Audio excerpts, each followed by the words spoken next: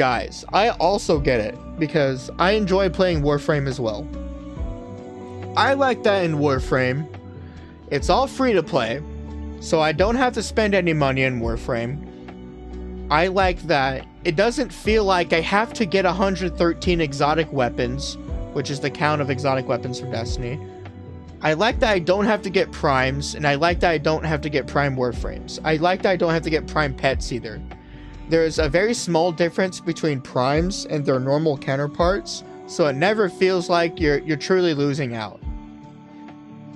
Also, in Warframe, I like that there's elemental damage types more than there is in Destiny. I like that there's 53 Warframes, and I like the diversity in weapon usage.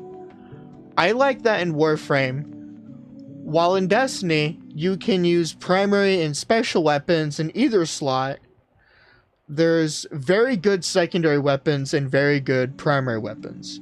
But what Warframe trades for not being able to use, say, 2 special weapons from Destiny is that you can always use a melee weapon. And you can always use melee-based builds with your Warframe and make them work with your melee weapon, depending on the frame. I like that in Warframe, I can go to different planets in the system.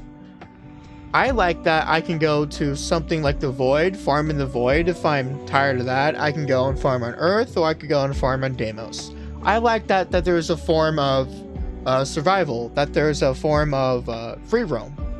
In Destiny, it doesn't have as much of the free roam, even though it does have patrols.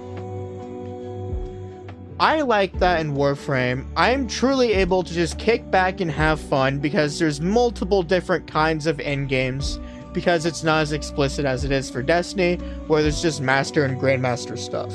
In Warframe, you have anything from just what you'd consider the crazy of the crazy, the 1% of the 1%ers, the level 5000 farm. You have something like Steel Path content, which is harder content, but a bit harder than Star Chart, but not nearly as hard as what you think level 5000 would be.